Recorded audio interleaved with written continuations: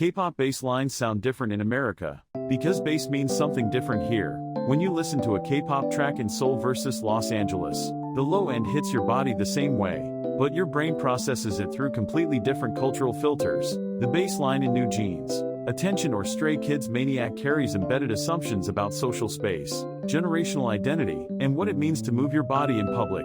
American listeners hear these same frequencies but map them onto a totally different grid of expectations, built from decades of hip-hop, R&B, and EDM culture. In Korea, bass historically served a supporting role.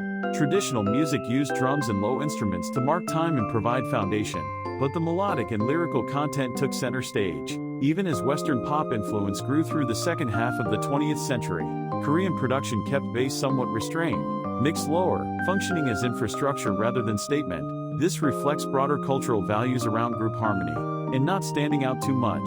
The bass does its job without demanding individual attention. American bass culture evolved differently. From the blues through funk, hip-hop, and trap, the bass became a site of rebellion, physical pleasure, and black cultural innovation. A fat bass line in American music says, "I am here. I take up space. I move through the world with my body first." Bass in American club culture is almost a separate entity from the song, something you feel in your chest and stomach, before you cognitively process it as music. Car systems get judged by how much bass they can push. House parties succeed or fail, based on whether the low end makes the walls shake. When K-pop producers started targeting global markets in the 2010s, they had to navigate this gap. Groups like BTS and Blackpink work with American and European producers who understand that international audiences, especially younger listeners, expect bass to do more than provide foundation. But they cannot simply copy American bass culture wholesale, because the music still needs to work for Korean audiences, who have different expectations about balance and restraint. The result is a hybrid approach. You can hear clearly in songs like God's Menu by Stray Kids.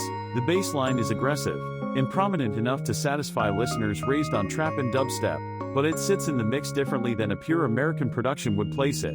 It punches through but does not dominate. It gives you something physical to lock onto, but leaves room for the vocal acrobatics and melodic complexity that Korean audiences expect. The bass asserts itself then steps back in a rhythm that mirrors Korean communication styles more broadly, where directness gets tempered by social awareness. This matters because bass is not just about frequency, it is about who gets to take up space and how. In American youth culture, especially black youth culture, claiming space through volume and physical presence has been a form of resistance and self-determination.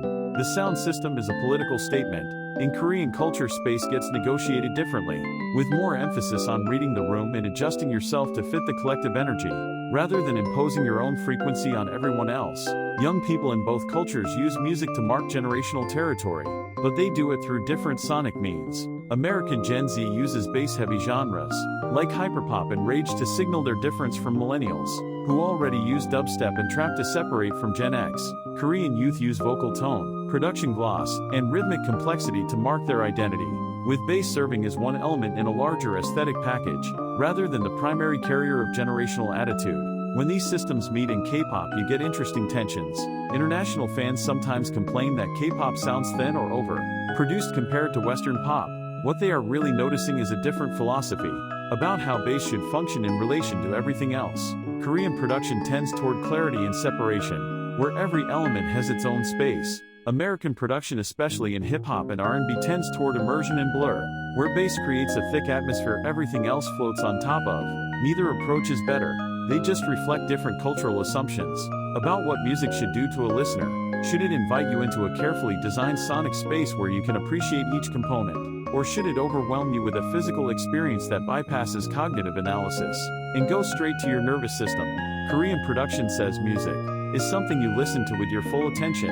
American bass culture says music is something that happens to your body, whether you are paying attention or not.